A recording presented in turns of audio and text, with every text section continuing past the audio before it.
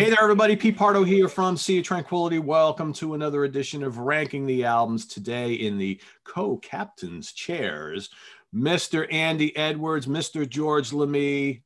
Today is all about Billy Cobham. We are going to rank our 5 favorite Billy Cobham albums. And some of you may be asking, well, why aren't you ranking the whole catalog? Have you seen the whole catalog? There's like a million of them. So we decided to kind of keep it short and sweet and pick out the absolute best. We have chosen our 5 favorites. We're going to count back from number 5, go to number 1. And I'm going to have our celebrity go first here today, Mr. Edwards. Of course, Andy, if you're not familiar with Andy, drummer extraordinaire who plays with Quill, has played with Robert Plant and IQ and Frost and so many great bands. Always a pleasure to have you on the channel. And of course, George Lamie, our other celebrity from In the Prog Seat almost every Tuesday night. So Andy, kick us off with your number 5 Billy Cobham solo album. Well, the first 4, I had a really good idea, but this 5th one, I couldn't make a decision. I've gone for that one, Life and Times. Life and Times, good one. Right. I do really love the CBS late 70s ones where he starts to have vocals. A lot of fusion guys in the late 70s, as we've discussed before, they try and get a bit more commercial and they get the vocals on. And sometimes I don't like it. In Billy's case, I love it. And I nearly went for the album BC. There's a track called Mendocino on there, which is just incredible. I think it's my favorite Cobham track, But this one, I think this is perhaps the most sort of brutal fusion album he ever made. It's the closest to the Mavish Orchestra. It's got Doug Roush on bass, who I think is one of the great bass players that doesn't get mentioned enough. I think he died young, and I think, and it's got Schofield on, sounding very John McLaughlin and not so much like Schofield, and really incredible playing. And so I thought, I've got to go with this one. This one's got to be in there because it's just so brutal and in your face. Jazz rock, not jazz funk, jazz rock. There we go. More about that a little later, I think. George, what do you got? My number 5 is Observations and 1982. From the Glass Menagerie lineup that he put together. They did 3 albums, 2 live albums to bookend this. This is the only studio one. It's just a real good record. The lineup is Tim Landers, Gil Goldstein, and Dean Brown on guitar. No, Dean is great, yeah. They all contribute songs, and there's a cover of an Earth, Wind, and Fire tune. Basically, the whole thing is he keeps it upbeat. There's not many snoozers on this one. It's I think the best track is the finale is a Cobham penned epic. It's a 10-minute tune, goes through a lot of movements. Basically, it's just like Andy, I had a hard time coming up with number 5, but this one kind of slotted in. Gil Goldstein was keeping busy right around that time because I think in '82 he was playing with Elements also, right? So some of these guys, man, they just working. These jazz fusion cats, right? All right, cool. Well, by number 5, I'm pulling a Pardo. I'm pulling a Mulligan today. I couldn't make a decision between Crosswinds and Inner Conflict, so I said, screw it, you're getting both of them. So tied for number 5, Crosswinds from '74. Really one of mine. I like Crosswinds a lot. Atmospheric, funky. I love Spanish Moss, a sound portrait, big classy epic. Great George Duke Fender Rhodes and Brecker Brothers horns throughout this album. And is this one, because I know George went by a different name, Dawili Ganga, on some of these albums because I guess contractually he couldn't appear or some nonsense. So some albums you see this weird guy playing keyboards named Dawili Ganga or Ganja, whatever. That's George Duke, everybody, just in case you're looking at some of these albums. You're like, who the hell is this guy? Never heard of him before. But there's some really good stuff on here. Some great John Abercrombie guitar work on here. I mean, you mentioned before Schofield occasionally, if he wanted to, could sound like McLaughlin. Abercrombie too. Every now and then on some of these albums, he just pulls in this really fast blazing stuff. I'm like, whoa, that's not the John Abercrombie I remember from some of those solo albums and what have you. But The Pleasant Pheasant, really good bass from John Williams on there. A lot of good, like I said, the Brecker brothers all over this.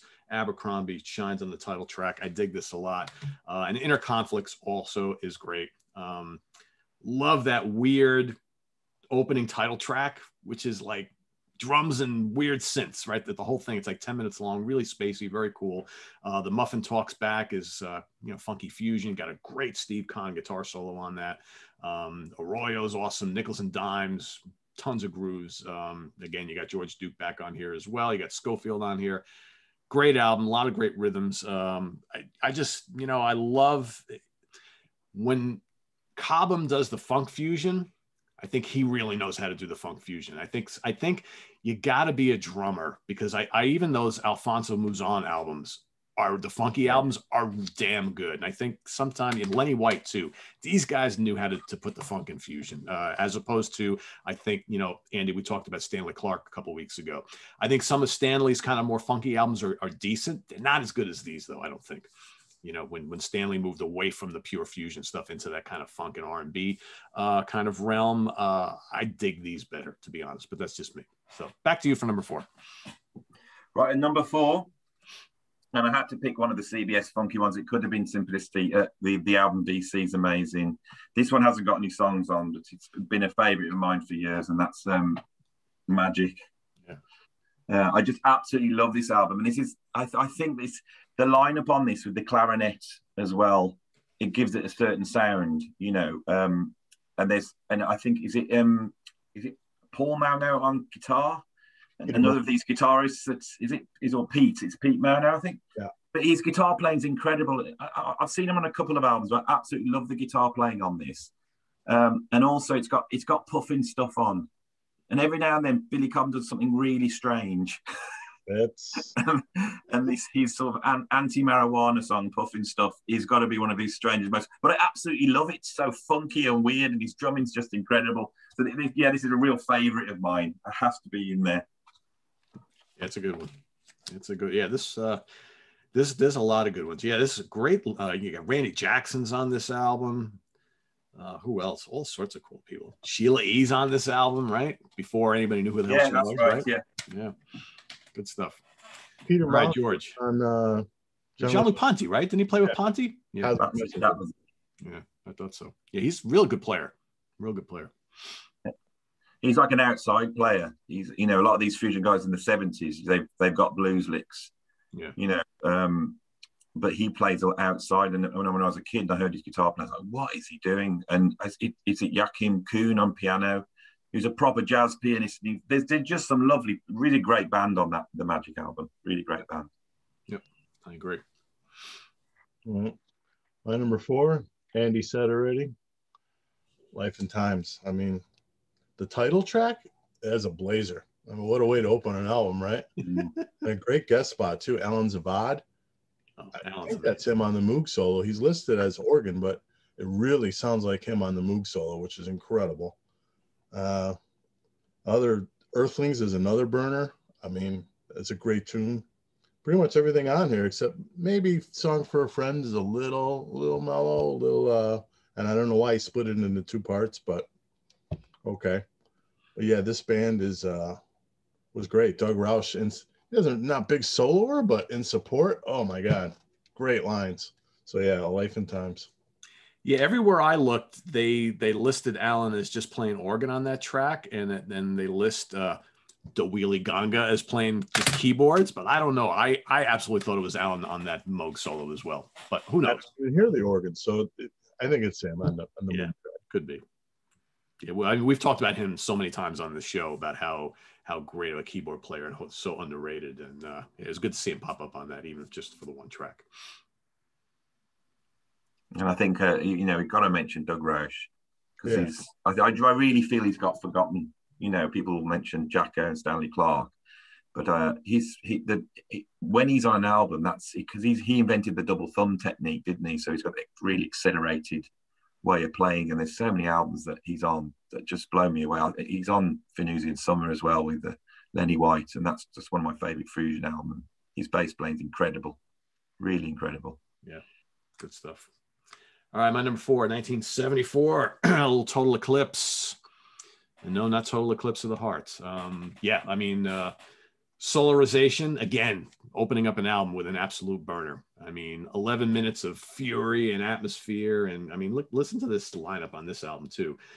Abercrombie on guitars, Michael and Randy Brecker, Glenn Ferris on tenor and bass trombones, Milko Leviev on keyboards, Alex Blake on bass, and Mr. Cobham, of course.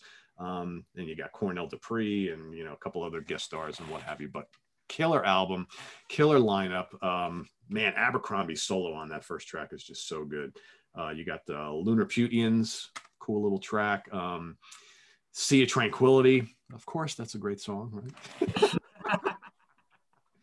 Let's see. Moon Germs, kind of funky, right? Last Frontier has a great solo from Cobham on it. Just a lot of really, really great tracks. Again, mix of the funk with the atmospheric jazz, and of course the burn and fusion. A little bit of everything on here. So, and again, this is one of his earlier ones. So, I dig it. My number 4. Back to Andy. And number 3, Spectrum. Billy Cobham. He's Howie. All right. Then. Yeah, it's an early appearance.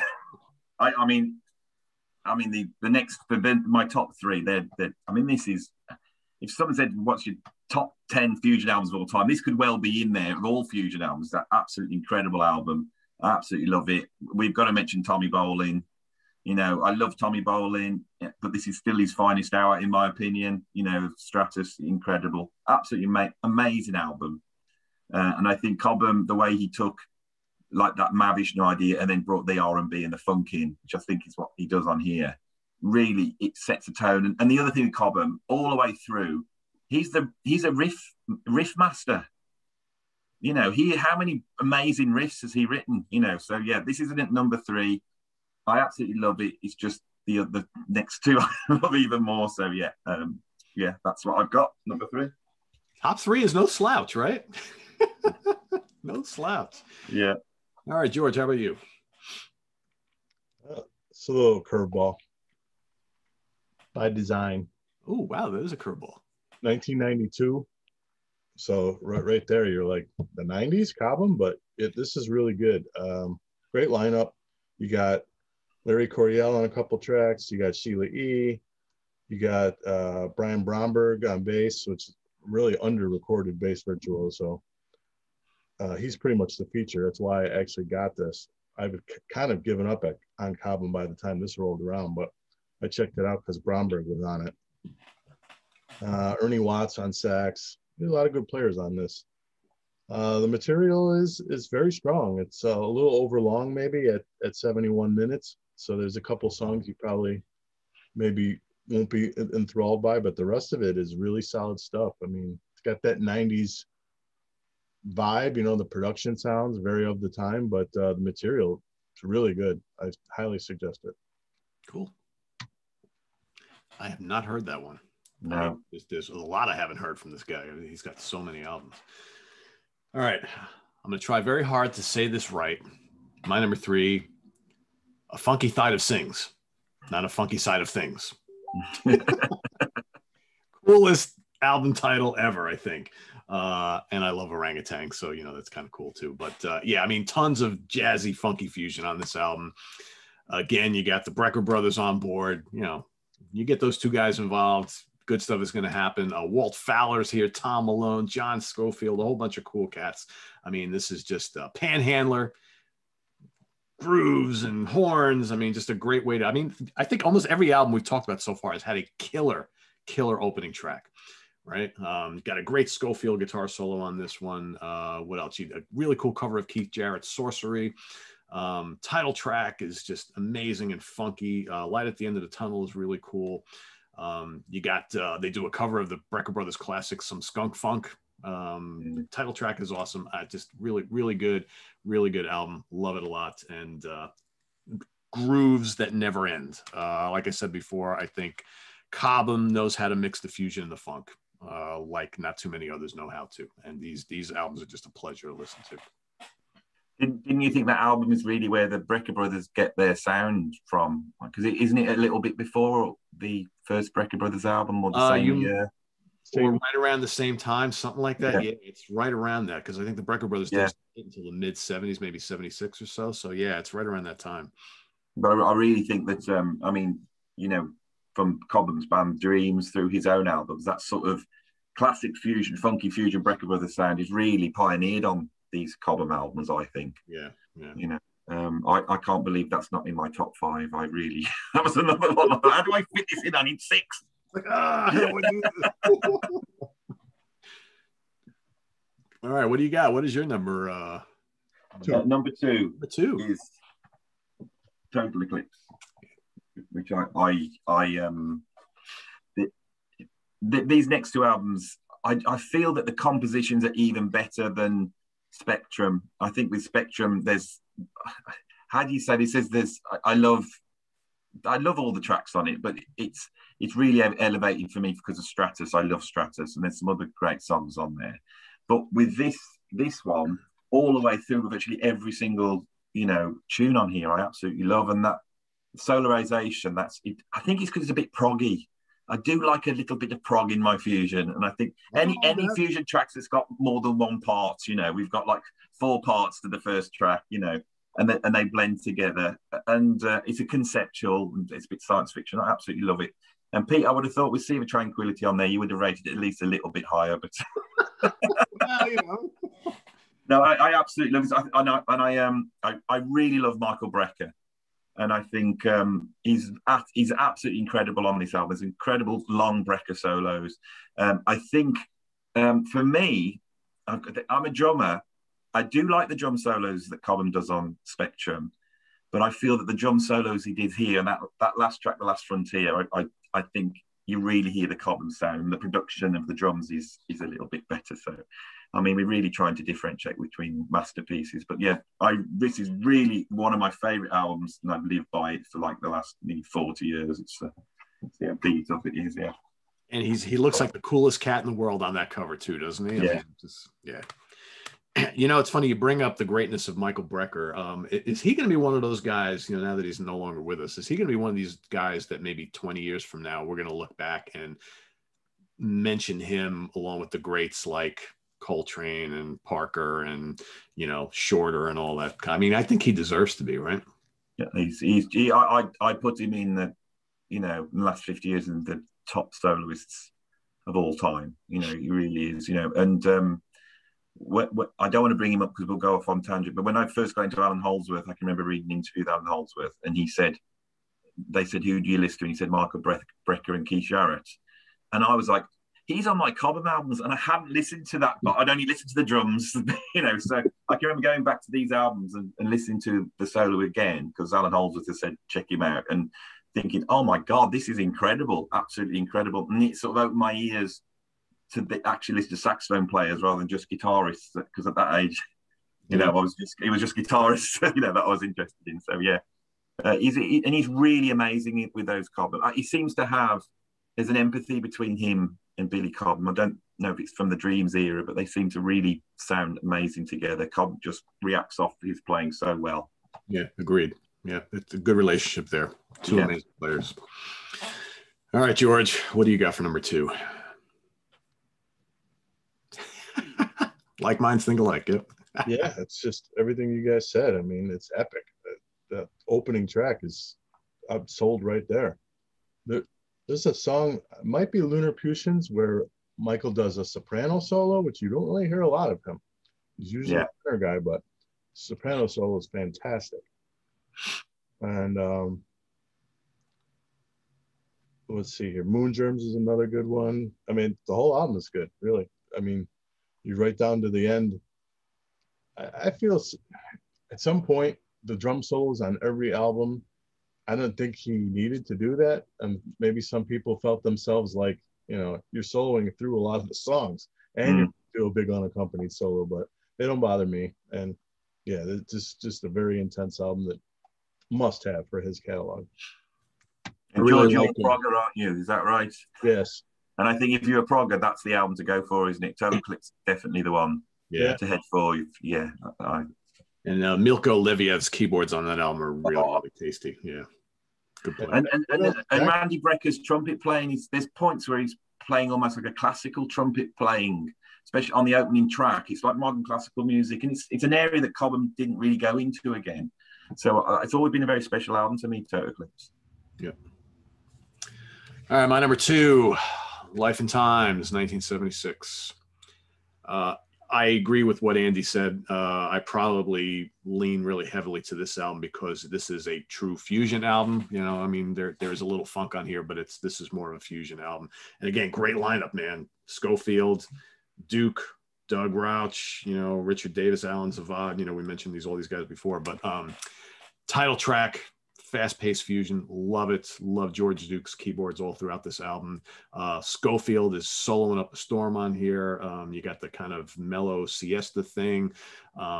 Fender Rhodes is just so cool to listen to on here. I love the rhythms. That wah-wah solo from Schofield on A Natural High, which is a great track, great drumming on that. Yeah, I dig this album a lot. It's funny, when I was first putting this list together, you know, you go revisit and re-listen to some of this stuff. I figured this would be in the top 5, but I was like, this is probably a number 5 for me, or maybe a number 4. And then when I listened to it again, I was like, nah, this has got to be a little higher. I think I remember like loving this a lot more than I thought I did. So it's number 2 for me, but it's a good one. But yeah, I mean, this list can change at any time. It's just like, you know, just like anything else. I know I say that all the time, but it's the truth. It's the truth. You know, talk to me in a month and this list could be totally different. Totally different. Yeah. But we have sort of gone for similar albums, so it does show, I think, that these are the best ones. I started drumming in 1980, like because of Cozy Powell, basically, you know, Rainbow, White Snake, and that's what I was into. Didn't know anything about fusion, but the week I started playing, my mom goes, there's a program on TV, there's a drummer on TV, God knows what, this was on national television, but Billy Cobham was on, and I watched him and I thought, well, this is the best drummer in the world. He's way better than any rock drummers that I know. And I didn't like that fact, you know. And so I said to my dad, you know, this drummer's nuts. And so my dad went out and picked up an album. This is way before I was into fusion. This is when I was listening to like Tigers of Pantang and Venom, you know, and he picked up this, my number 1, which is Crosswinds. And so this was the first album. And I had this album way before I had any fusion albums. So, and I listened to it over and over again. And it was a bit like, I didn't want it to be that good. I wanted Ian Pace and John Bonham to be the best drummers in the world. And I could just hear, there's stuff on here that he's doing that is just astonishing, you know. I think that sort of whole side 1, which is like this sort of, it's like a sort of storm passing over 20 minutes and I think on his drum solo Storm, he successfully does an actual drum solo which sits on an album as a piece of music, you know, because it really does feel like a storm's passing overhead. And then Flash Flood, which is Flash Flood is in 1716, right? But I didn't know what the hell it was, and so I would listen to this over and over again. And after about a year or a year and a half, I'd worked out it was in 1716. But I'd had to learn music theory and everything just to work out that one track. So that one track opened the world up for me, you know, and I think this is why I ended up playing in prog bands, because, you know, from a very early age, I was used to weird time signatures. So really incredible album. The Pleasant Pheasant, one of the funkiest tracks ever. Michael Brecker, one of the best solos ever. And I think another of one of the greatest drum solos inside a form. The drum solo Cobham does on Pleasant Pheasant, amazing. Heather is, I don't really like jazz fusion ballads that much. That's one of my favorites, you know. Brecker's solo was on there is amazing, and George Duke's solo. And then Crosswinds, really funky, and a killer John Abercrombie solo. It's just never bad. It's just one of my favorite albums of all time, you know. I think all these albums we're talking about here are pretty much flawless, right? I mean, yeah. That's a good choice. I mean, yeah, can't argue that. It made my top 5. So yeah, totally get it. All right, George, I think I know where you're going. Yeah, not much suspense. Hate to be rote, but this has always been it for me. And probably not for the reasons everybody else. I think everybody else is mostly Stratus and Red Baron. Those are the lesser tracks for me. I'm actually kind of tired of Stratus at this point. It's like a fusion standard by now. For me, the tracks are Quadrant 4. I mean, Jan Hammer just kicking you in the head. When I first heard that, I couldn't believe it. And Laylis and the Spectrum. The Spectrum is solo by Joe Farrell. Incredible. Yeah. For me, the best solo on the album. I know everyone talks about Bolan, but that Farrell solo for me is just fantastic. But not a down moment on this. One of those acknowledged classics that absolutely deserves it. Yeah, I mean, it's my number one too. And I wanted to bring up a point that Andy mentioned a few minutes ago. I sometimes wonder, and George, maybe give this some thought too. I think we've all had it ingrained in our heads over the years that this is the Billy Cobham to check out. And it's got, the monster soloing from Bolan and Hammer and Cobham as well. But Andy mentioned before that, a couple of these other albums might have better songwriting. Right. So I sometimes wonder, I was asking myself this, I'm like, is this my number one because I necessarily like these tracks better than some of the other ones? Or does this one really stand out because this is the monster soloing album from all the guys involved? I don't know. Yeah, you never know. Because it is that album, right? I mean, this is that album that's got that. This is the one if you want to blow your friend's mind who's never heard this sort of thing before, you play him this. Because I mean, shit, Quadrant 4 right out of the gate, Tory and Matador. I mean, these are burning songs. Whereas to Andy's point, I think you may have some better songs and songwriting on some of these other albums, but this is still the mind blower, right? So I don't know. I just wanted to throw that out there because I was just thinking about it, and you may be onto something, because I think Cobham became a really good arranger and songwriter, I think, throughout his career. And this is the kind of okay, I'm out of Mahavishnu now. Here's what we're going to do. Whereas the successive albums all kind of show his maturation as a songwriter. I don't know. And he's got, with the later albums, he's got actual touring bands and they're working together, and the arrangements of the Brecker brothers, the brass, how he integrates that in. There's so much there, but I think it's the lineup on Spectrum as well. Like you said, Joe Farrell, Jan Hammer, and Tommy Bolin. It's just, that's a stroke of genius to put Bolin on that album. It really is. I think it separates it in a way from other fusion albums. Because Bolin just comes in, it's the rock thing, isn't it? Because that's the same, if you've got a rock guy and you want to play him a fusion album, then, with my students, I'll go, check Tommy Bolin's solo out and here, and they're like, whoa, this is amazing, because he was something else, He might have been at his best on this album. I think so, yeah. I mean, he's got a lot of great moments. I think, he's great on Come Taste the Band by Deep Purple. I think he's great on Mind Transplant, obviously. Yeah. And he's soloing great on that Moxie album, right? In fact, most of my favorite Tommy Bolin albums or moments are not on his two solo albums, ironically. No, I'm with you on that.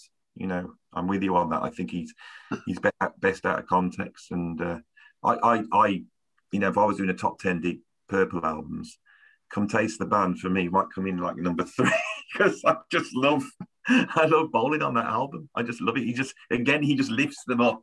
Yep. I know it's contrary to what a lot of people say, but this is like deja vu. George, didn't we have the same discussion on the Alan Holdsworth show, right? We were talking about how some of Alan Holdsworth's best moments in the opinions of all of us on that show were not his solo albums.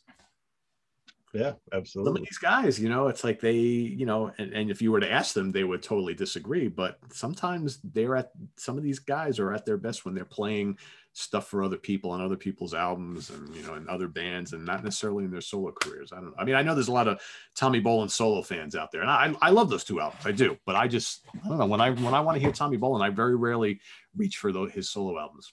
When I really want to hear the essence of Tommy Bolin, I'll put this on, or I'll put Muzone's album on, or Come Taste the Band or something like that. I don't know. And that's it. I mean, this isn't a criticism, it's just an observation. But with Spectrum, a lot of them, they jump into a riff and then it's down to how good the solo is. If you take Hammer and Cobham's and Tommy Bolin's solo off Stratus, you are just left with do do do do do do do do for 10 minutes, and it's great, and we all want to hear that, and I love it, But I think in terms of what he does as a drummer and some of the Cobham-y things that he then, I think they're on the later albums for me. There's certain things that he does, that were really influential to me as a drummer, which was more on trying to get my head around how to play the compositional stuff that is on, especially Crosswinds and Total Eclipse. Those albums are baffling. Cobham's at a level, it's just incredible. Yeah. So I have a curveball for the two of you. I wasn't planning this, but I figure we got some time. So we just talked about our 5 favorite Cobham solo albums. What is your favorite overall Billy Cobham moment, appearance, album, that sort of thing? Not counting these albums, because for me it would be Crosswinds. That's my favorite Cobham moment of all. But obviously outside of that, it would be the Mavish Nuxtra, obviously, and it would be Birds of Fire. I know everyone loves In a Mountain Flame, but I just don't feel like Billy's properly recorded on that album. I mean, these are criticisms you hate to say, but you know, I feel with Cobham the vision is so incredible. It takes a while for the production to catch up where you really hear it. Even on Birds of Fire, it's much better recorded, the drums are, but it's still not the drum sound that you get on Crosswinds or Total Eclipse. The drum sound is incredible on those, you know, and you suddenly hear those tom rolls that sound like thunder going right across the stereo, and the bass drums and all that. So yeah, but the Mavish Nuxtra would be, for me, you know, these are the finest moment. Yeah, I would think the same thing. Unless you're talking about a single track, I always resonated with the Stanley Clarke tune, Life is Just a Game. Cobham is just murderous on that track, but that's just the one song. But for an album, yeah, got to be Mahavishnu. Yeah, I think for me it would be Between Nothingness and Eternity. I absolutely think his playing is savage beyond belief on that live album. You know, and then you listen to the like the second half of that concert that was not included, which was on the box set or whatever. Yeah, which George hooked me up with. That gives you the whole picture. I mean, man, was he on fire that night in Central Park? Unbelievable. No, I felt with Cobham. I followed him all the way through, and I loved the Glass Menagerie one. And I love the live album Smoking. Dean Brown does the version of Red Barons that my favorite is off Smoking. I love that album. And then he brought an album out called Warning, and his drum style sort of changed at that point. And then he did Picture This, and it wasn't just the 80s production. I actually felt that I knew what Billy was trying to do. He didn't want to keep playing all the very fast rolls, and he brought his playing down and started to phrase a lot more. But for me, the fire went out of his playing a little bit at that point for me personally, and I tried to keep going with it, and then I dwindled away. So I'm sure there's some albums, you know, in the 90s and 2000s that I've missed out on, you know, and I've seen him live many times, and he's always been incredible. But I also felt that when he moved over to Switzerland, he didn't quite have access to the players that he had in America. I felt some of the later bands didn't have the John Scofields and George Dukes and Michael Breckers. I didn't feel like they had that level of playing on. So that's where I'm at with Cobham, yeah. Another good guest spot I would recommend is Frank Gambale's album Raison d'Etre in 2004. Billy's on the whole album, and that's one of the better Frank Gambale albums. Oh, I've never heard that one. Wow. That's you gotta get that one. And wow. George, is that a good Frank Gambale album? Yeah. There's so many not so good Frank Gambale that is true. It's really good. Rick Firabracci on bass. Rick is great, yeah. Yeah, it's a really good record. That highly recommended. Oh, I got to seek that one out. Yeah, I don't have that one. I mean, if you're talking about guitarists who are better on other people's albums, Gambale's got to be in the top 10 for that. He's got some good albums, but yeah. His early ones are really great. For me, you know, you could almost like not even bother with those first 2 solo records, the studio albums, and just get his live album, which is killer. Yeah. Absolutely. But yeah, Gambale is great on other people's albums for sure. Yeah. Yeah, I grabbed a couple of these early live albums, which I think, you know, for folks watching are absolutely worth checking out. There's the Shabazz album, which has Shabazz, Torian Matador, Red Baron, and 10th Pin. It's got Abercrombie, Michael Brecker, Randy Brecker, Glenn Ferris, Milko Leviev, and Alex Blake. There is the Alive Mother For You album, which has got Alfonso Johnson, Steve Kahn, Tom Scott, and Mark Soskin. Again, great lineup, good stuff. And then I think one of you guys mentioned the Glass Menagerie live album, which has, you know, Mike Stern and Gil Goldstein, Tim Landers, you know, a bunch of cats, really good stuff. And then, you know, if you want the more of the kind of the funk thing, he did the album with George Duke. So it's the Billy Cobham. Which, if we were going for worst Billy Cobham covers, that would be number 1 for me. Yeah, I'm not really sure what they were going for there. That is a little weird, right? A little weird. Actually, that's a lot of weird, right? Oof. Yeah, if we ever do your top 10 jazz fusion bad covers, get me on it. Yeah. And that'll be number one. Not a bad album though. I mean, it's got Cobham and Duke. It's got Alphonso Johnson, John Schofield, and John Lucien. I mean, it's a good lineup. The playing is great. Yeah, that cover is just whacked out bad. So, and there's more. There's so many other live albums that he's done, and and then another pretty good album too is Simplicity of Expression, Depth of Thought, which I have that and Magic on this too. I got so many Billy Cobham albums. It's crazy. But just when you think you have a lot, then you look at his full discography. It's like, wow, I don't even have like 30% of them. It's got so many. It's crazy. Have you got BC or George? Have you got that album BC? Because I can't get hold of that album. I don't have it. It's one of my favorites, and I had a look, and it doesn't seem to be on CD, and then vinyl copies seem to be very sparse. I knew a lot of those tracks from this one. Do you remember that series that came out in the 80s? Right. And that's where I sort of checked out a lot of those tracks, and I've been for years trying to get a hold of a copy of a BC. It's really rare. Yeah, I don't have that. I think wasn't he on GRP for a while? Yeah, those ones Andy was talking about, those 80s ones. There's like 3 of them. Those are GRP. Yeah, and those are hard to get too. A lot of that GRP stuff went out of print. You can get some, you can buy a lot of them used, but it's hard to track down some of those albums. Yeah. So there you have it, everybody. Some cool picks, favorite albums of Billy Cobham, one of the greatest drummers ever, in my opinion.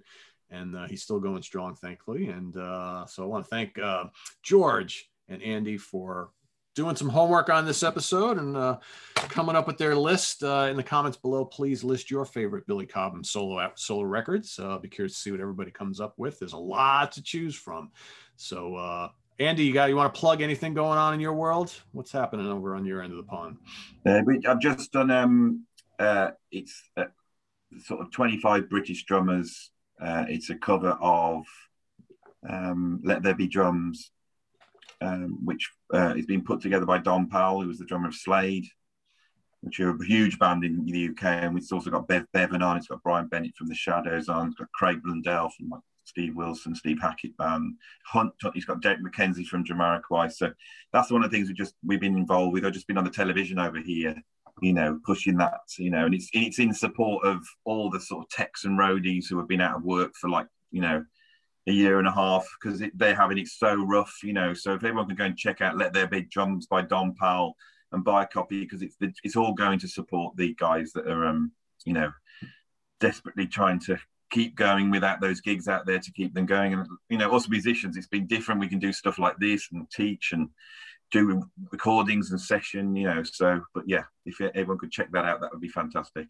Cool. And I do want to tell everybody that this is the guy who helped make Bev Bevan's appearance on the channel possible. So I do want to thank you once again for helping out with that. He was both of them were an absolute pleasure to have on the show. And George, you want to give a little preview of what folks can expect on Tuesday night in the Prague seat? Yeah, we're doing top 5 solo albums from members of the Prague Big Five. So that should be interesting. Yeah. So we've had a lot of people ask for, when are you guys going to do a show about all those great solo albums from guys from Yes and Pink Floyd and Genesis and so on and so forth. Well, Tuesday night, tune in and in the Prague seat, and you will get just that. So we've got George, Anthony, Chuck, and myself will be giving our 5 favorite solo albums from all those guys. So stay tuned for that and a lot more here on the channel. Visit us on the web at www.seaoftranquility.org. We're on Facebook. We're on Twitter. Of course, we're here on YouTube all the damn time. For George Lamie and Andy Edwards, I am Pete Pardo. Have a good weekend, everybody, and we'll see you tomorrow. Ranking the albums of Survivor with Stephen Reed and Simon Bray. Till then, I bid you good day.